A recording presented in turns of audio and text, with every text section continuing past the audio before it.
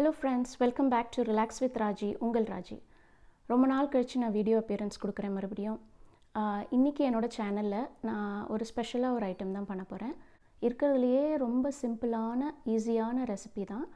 ஆனால் இந்த மாதிரி நீங்கள் சாப்பிட்ருப்பீங்களா ஒரு இந்த மாதிரி நீங்கள் ட்ரை பண்ணியிருப்பீங்களான்னு எனக்கு தெரியல. ஸோ நான் இதை ட்ரை பண்ணலாம் அப்படின்னு நினச்சேன். எனக்குமே இது நான் ஃபஸ்ட் டைம் தான் இந்த ரெசிபி ட்ரை பண்ண போகிறேன்.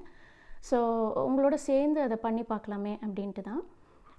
தோசை மாவு இருக்கு இல்லையா, சப்போஸ் தோசை அரைச்சி நம்ம ஒரு 2-3 நாளைக்கு இட்லி தோசையெல்லாம் சாப்பிட்டுட்டோம். ஜஸ்ட்டு கொஞ்சமாக தான் ஒரு சின்ன டப்பாவில் மாவு மிச்சம் இருக்குது. ஸோ அதை வந்து அஃப்கோர்ஸ் நம்ம வந்து அரிசி மாவு சேர்த்து போண்டோ போடலாம், இல்லைனா சிஎம் மாதிரி பண்ணலாம், எவ்வளவோ இருக்குது. பட் அதெல்லாம் இல்லாமல் சிம்பிளாக ஒரு உப்புமா பண்ண போகிறேன். என்னடா அது தோசை மாவில் உப்புமா பண்ண போகிறேன்னா அப்படின்னு நீங்கள் கேட்கலாம்.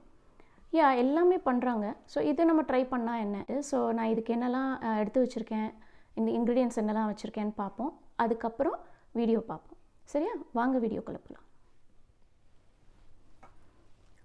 ஸோ இந்த பவுலில் வந்து தோசை மாவு இருக்குது. இவ்வளோ தான் எனக்கு பாக்கி இருக்குது. ஸோ நான் இதை வந்து இதில் போட்டுக்கிறேன்.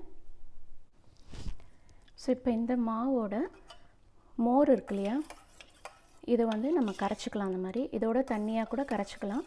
நம்ம கன்சிஸ்டன்சிக்கு தகுந்த மாதிரி நம்ம எடுத்துக்கலாம். ஸோ அப்புறம் வேணுன்னா நம்ம வாட்டரை ஆட் பண்ணிக்கலாம். ஸோ அதனால தான் நான் இவ்வளோ போட்டிருக்கேன். ஸோ இதையும் வந்து இதோட கலந்துப்போம். கொஞ்சம் இந்த மோர்கூழோட கான்செப்ட். ஆனால் மோர்கூழ் வந்து வெளில போடுவோம், இது வந்து உப்புமா மாதிரி பண்ண போகிறோம். ஸோ இப்போ இதை வந்து நான் கொஞ்சம் மிக்ஸ் பண்ணிக்கிறேன். இது இன்னும் கொஞ்சம் நம்ம வாட்டர் ஊற்றி நல்லா லிக்விடாகவே வச்சுக்கலாம். ஏன்னா இது வந்து அடுப்பில் போட்டு வேகணும் இல்லையா. ஸோ அதனால் நல்லா லிக்விடாகவே வச்சுக்கலாம். ஸோ இப்போ இது ரெடி ஆகிடுது இல்லையா. இப்போ இதுக்கு என்னெல்லாம் நான் வச்சுருக்கேன்னு காமிக்கிறேன். வெங்காயம், நான் இதில் வந்து ஒரு பெரிய வெங்காயத்தில் ஒரு 1/4 வெங்காயம் எடுத்துட்டுருக்கேன். நீங்கள் எந்த வெங்காயம் வேணாலும் எடுத்துக்கலாம், சிகப்பு, வெள்ளை, எல்லோ எது வேணாலும். கடுகு ஒரு 1/2 ஸ்பூன், அண்டு உளுத்தம்பருப்பு வந்து 1 ஸ்பூன், ஜீரகம் ஒரு 1/4 ஸ்பூன். இதில் வந்து கருவேப்பிலை, பெருங்காயம், காரத்துக்கு தகுந்த மாதிரி சிகப்பு மிளகா, அண்ட் மோர் மிளகா இருக்கும் இல்லையா, அந்த மோர் மிளகா கொஞ்சம் எடுத்துட்டுருக்கேன். இந்த ரெசிபிக்கு வந்து கொஞ்சம் எண்ணெய் வந்து கூட தான் வேணும். ஏன்னா அப்போ தான் வந்து கொஞ்சம் ஒட்டாமல் வரும். ஸோ நான் வந்து ஒரு 2 டேபிள் ஸ்பூன் அளவுக்கு இப்போ எண்ணெய் விட்டுருக்கேன். அப்புறம் தேவைப்பட்டால் நம்ம வந்து மேலே போட்டுக்கலாம்.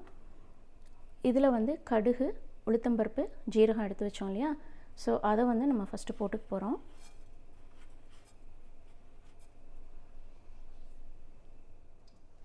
ஸோ இப்போ கடுகு வெடிக்கிற சமயத்தில் இந்த ஜீரகமும் உளுத்தம்பருப்பையும் நான் போட்டுடுறேன். அதோடு சேர்த்து கருவேப்பிலை, மோர் மிளகா, பட்டை மிளகா, பெருங்காயம் எல்லாமே போட்டுடலாம்.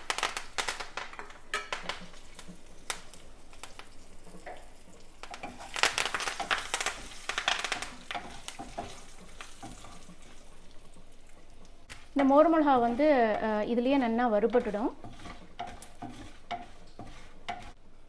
எவ்வளோ வாசனையாக இருக்குது தெரியுமா அந்த மோர் மிளகா. அதுதான் வந்து இந்த உப்புமாவுக்கு காரமும் சரி அந்த டேஸ்ட் கொடுக்கறதுக்கும் மெயினாக இது ரெண்டும் தான் நம்ம வந்து போடுறோம். ஸோ இதுலேயே காரம் இருக்கிறதுனால தான் நான் வந்து பட்டை மிளகா அளவாக சேர்க்கலை. இந்த டயத்தில் இந்த வெங்காயம் இருக்கு இல்லையா, அதையும் நம்ம வந்து இதில் ஆட் பண்ணிடலாம்.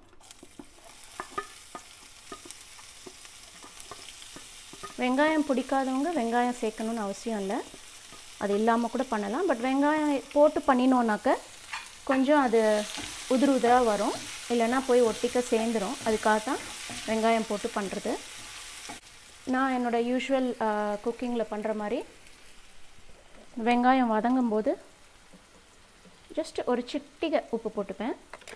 இப்போ இதில் இன்னொரு இது என்னென்னாக்கா, மோர் மிளகா வந்து உப்பு போட்ட மோர் மிளகா.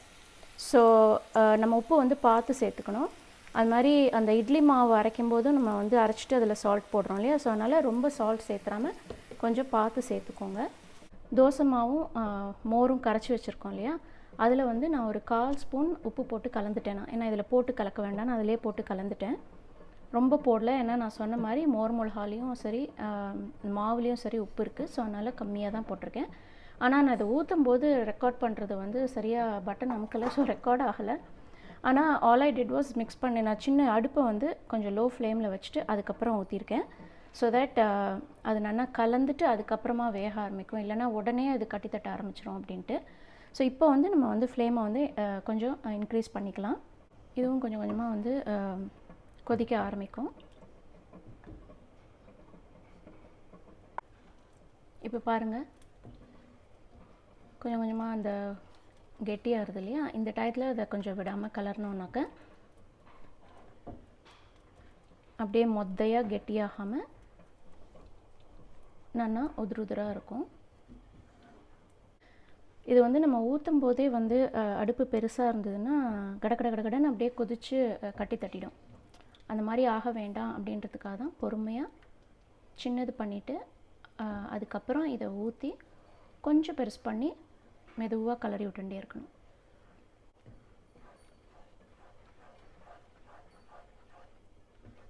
இப்படியே சர்க்குலர் மூமெண்ட்டில் அதை கலரி விட்டுட்டே இருங்க. இதில் வேணும்னா நீங்கள் வந்து மஞ்சப்பொடி போட்டுக்கலாம், உப்புமான்னு சொன்னதுனால. ஆனால் நான் வந்து அதை போடாமல் அப்படியே இந்த நிறத்துலையே இருக்கிற மாதிரி இருக்கட்டும், நேச்சுரலாக இருக்கிற நிறத்துலையே இருக்கட்டும் அப்படின்ட்டு தான். ஸோ அதனால தான் நான் வந்து மஞ்சப்பொடி சேர்த்துக்கல. உங்களோட சாய்ஸ், விருப்பம் எப்படியோ அப்படி நீங்கள் சேர்த்துக்கலாம்.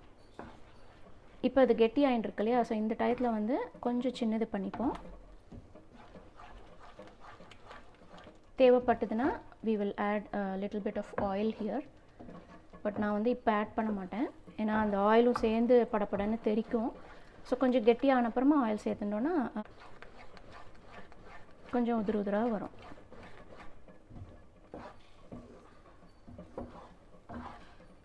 நம்ம போட்டப்போ இருந்ததுக்கா இப்போ பாருங்கள்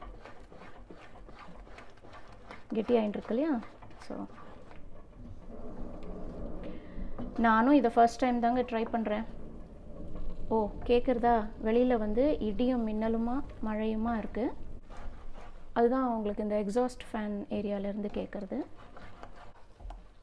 இப்போ இந்த டயத்தில் வந்து நீங்கள் மோர்கூழ் மாதிரி இதை வெளில போடுறதுனாலும் இந்த டயத்தில் வந்து அதை அப்படியே தட்டில் எடுத்து அடியில் நெய் தடவி தட்டில் எடுத்து கொட்டி நீங்கள் வெளில போட்டுக்கலாம். பட் நான் வந்து இதை இன்னும் கொஞ்சம் கலரி உப்புமா மாதிரி பண்ணுறதுக்காக அதை இன்னும் கொஞ்சம் கலரி விட்றேன். இப்போ ஒரு கொஞ்சம் நேரம் இதை அப்படி விடலாம், கொஞ்சம் மூடிக்கலாம். ஸோ அது கொஞ்சம் வேகும். இந்த டயத்தில் நான் வந்து கொஞ்சமாக பட்டர் சேர்த்துக்கிறேன். இப்போ இந்த மாதிரி ஆன அப்புறமா நம்ம வந்து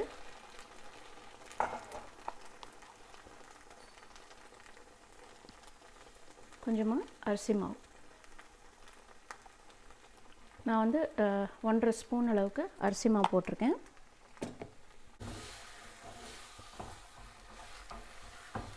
இப்போ வந்து இது கொஞ்சம் சீக்கிரமாக கெட்டியாக ஆரம்பிச்சிடும்.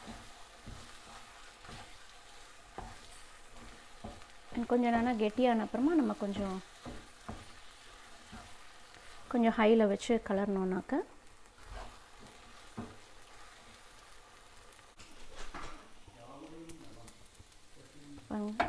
வந்து ரெடி. இப்போ உப்புமா ரெடி ஆகிடுது.